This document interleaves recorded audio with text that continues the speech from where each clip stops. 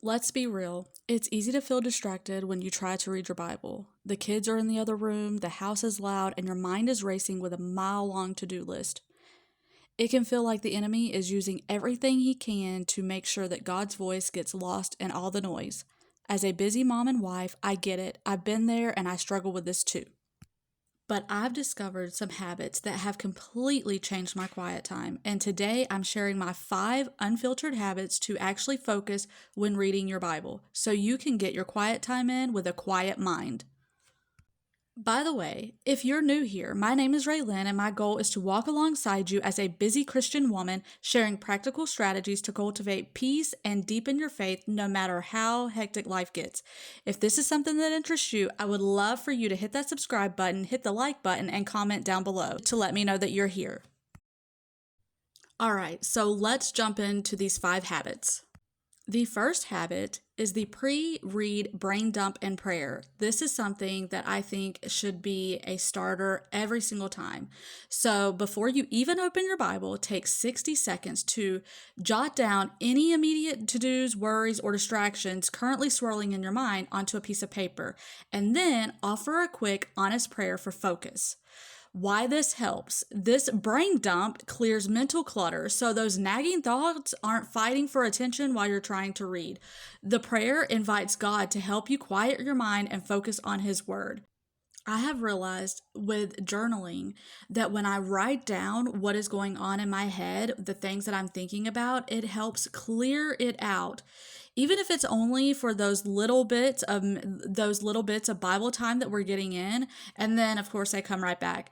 But the point is to have that time as a focused time. So when you're doing this, just write down anything that you're thinking about. And that way your mind is clear for the little bit of time that you're praying and you're reading your Bible. Habit number 2 is sensory engagement beyond just your eyes. Involve more than just silently reading with your eyes. Engage other senses to keep your mind active and present with the text. Read aloud, even if quietly, read the passage out loud. This forces your brain to process the words differently. I do this whether I'm reading the Bible or a book. I don't know. I think maybe it's an ADHD thing. I don't know though, because there's other people with ADHD that don't do this. Maybe it's just me. I know a few other people that do this, but I don't know. This another example is tracing with your finger. Physically tracing the words as you read helps anchor your eyes and mind to the page. I don't know if you've noticed this in my videos, but when I'm reading the Bible, sometimes you can see me actually doing this. If you maybe next time you'll catch me. Write key verses or words is another example. As you read, quickly jot down or circle a key phrase, a new insight, or a question that pops up.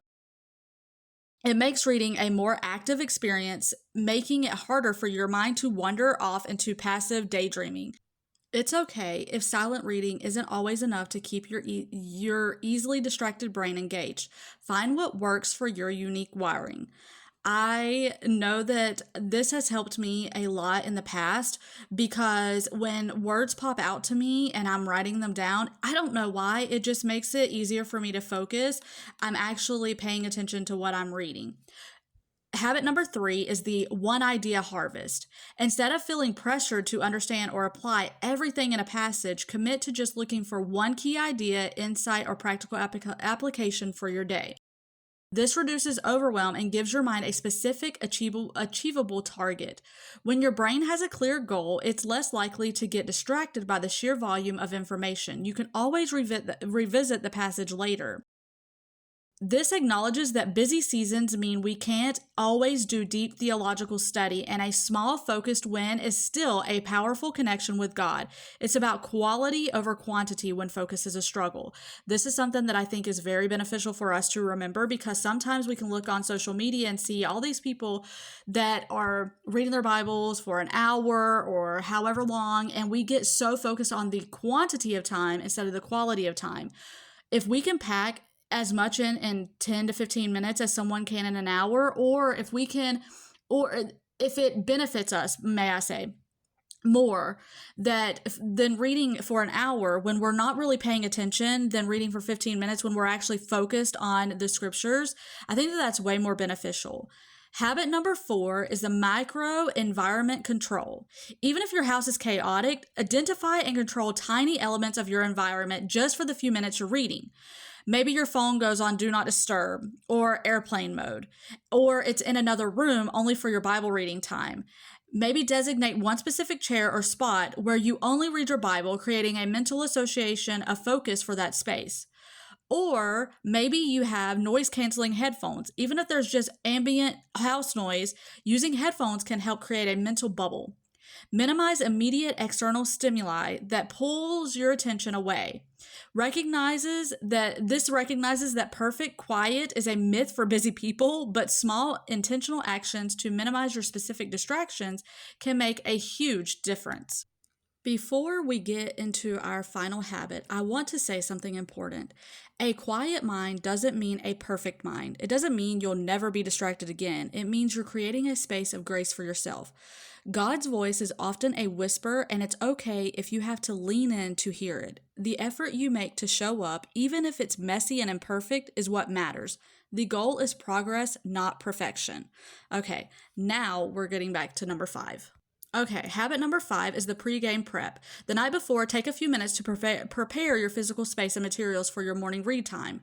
Place your Bible, journal, pen in the exact spot you'll be reading. Decide what you'll be reading the next day. Open your Bible to that page and maybe even read the first sentence to get a feel for it. Make sure your pens aren't out of ink and your notebook is easily accessible. This removes any excuses or friction points in the morning. Instead of spending precious time wandering around looking for a pen or a passage, you can immediately sit down and start reading. It's a small act of self-care that honors your desire to spend time with God. Morning time is often rushed and chaotic. By doing these simple tasks the night before, you give yourself a gift of a smoother, more focused morning. So there are my 5 unfiltered habits for reading your Bible without distractions. I hope these helped you. If they did, I would love for, if you're new here, to stick around and subscribe and let me know you're here. Let me know which one of these unfiltered habits you want to try or that you have tried. And as always, I hope that this video was edifying and that it was inspiring, because that is my goal here. And Lord willing, I will see you on the next one.